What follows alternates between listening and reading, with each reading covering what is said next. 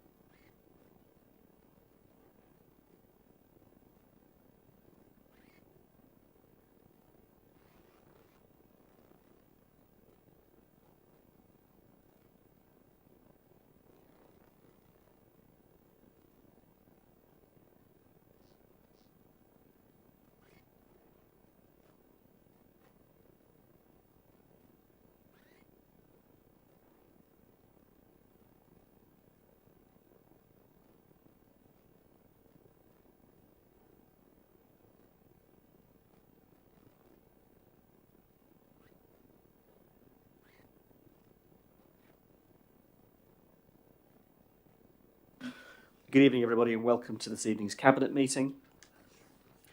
Just to read out the public announcement first, there are no fire alarms scheduled for this evening. Therefore, if the fire alarm sounds, please evacuate the building immediately. The fire exit is located to the side of the room, exit through reception and meet in the War Memorial Park. The meeting is being webcast live and will be available on YouTube to view. Microphones, if we can use by leaning into them and make sure that we're heard clearly. And in terms of mobile telephones, please turn them to silent or turn them off. Do I have any apologies for absence? No. Do I have any declarations of interest on the agenda this evening? No. There are no urgent matters this evening. So I have the minutes of the meeting held on the 7th and the 13th. Are you happy for me to sign them as a true record of those meetings? Okay, I shall do so. We have 3 papers on the agenda this evening, and there is absolutely no public participation this evening, so we will continue through the agenda as is printed. Item 5 is the Q2 Capital Monitoring Report as of the 30th of September 23. Councillor James. Thank you. Yes, Cabinet, this is the Capital Monitoring Report, comes through every quarter. We are currently running £1.9 million behind schedule effectively on capital schemes. So it's an underspent report. Not really an underspend because they're mostly schemes we do have to deliver. We do have to fix the roof eventually. So it's £1.9 million that will end up moving on to the next quarter or into the next year. And that's essentially it. Variety of things, they are outlined within the report. Nothing particularly surprising in there. Perhaps the biggest headline on the report is we are asking for additional funds. This will need to go to full council to approve. Part of this is an extra £1.4 million from the local authority housing fund. It's a fund that's been paid to us. We've bid for it successfully, and that's to support Afghan and Ukrainian housing schemes effectively within the borough, without taking away anything from the support we give to local people. So it's money that's come from central government, and we'll be asking that to be added to the scheme. It's worth mentioning, I think my predecessor was quite concerned at full council about the fact that other authorities have made progress on this and we haven't. And I'm pleased that I'm sure he'll be delighted to know that we are now making good progress. So council will be asked to release that money for those schemes, working with our local housing providers to provide appropriate housing for those families.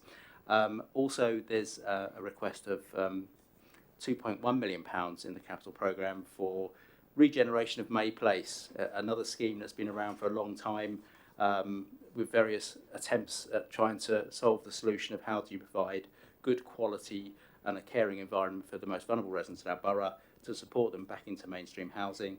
And that scheme is now going ahead, so there's a request to release £2.1 million to May Place to effectively acquire it and refurbish it to a good standard. So we are supporting those getting back into sort of society, if you like. So a really encouraging and exciting scheme is going to occur there.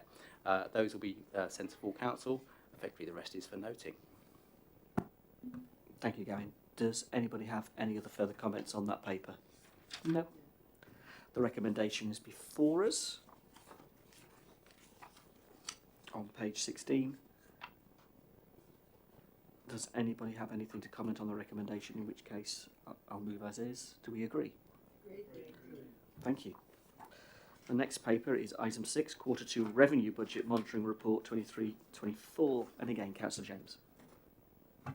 Yes, this is reporting that effectively we are in a situation where we are matching what was originally forecast and budgeted for. There is a slight £20,000 variance, but in the scheme of a £41 million budget, that seems very little money. Beneath the surface of that headline, there is a bit more activity happening. There are a few areas where the costs have increased, including some decisions of our own, obviously with parking, etc. The only significant shortfall is around the MALs and some work to be done around leases and service charges and how they interact with each other. Very complex and confusing, but I'm sure we'll come up with a solution to that at some point. That's the main sort of adverse movement within the budget, but all those movements of the cost increases that we're cost of inflation, etc., inflationary pressures that we're under, a few decisions we've made around parking charges, those are offset by the fact that it is very difficult to recruit staff, and that's why we've ended up into a sort of budget position that is pretty much matching exactly what we forecast. Obviously those increases in costs have already been fed into the next year's budget, but at the moment it's actually a budget that seems to be very much on track, and this is just for noting. Thank you, Gavin. Any questions from anybody? No. recommendations as on page 40. We note all of those 4 bullet points.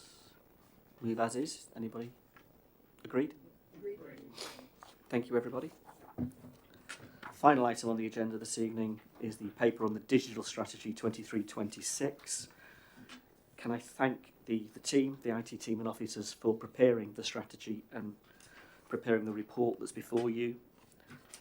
It really is about how we experience the digital world, the digital experience as it is described in the strategy. It's a very well thought through piece of work, and it certainly doesn't take away in any way, shape or form from our in-person approach, which is of course the priority, but we should be able to provide choice and we should be able to provide digital accessibility, which is a key part of the strategy of how we empower. It's about choice in terms of how residents, partners, staff and councillors operate. And so by having the best quality digital services and the best quality digital experience possible, we do that. That's what the strategy seeks to use, to deploy.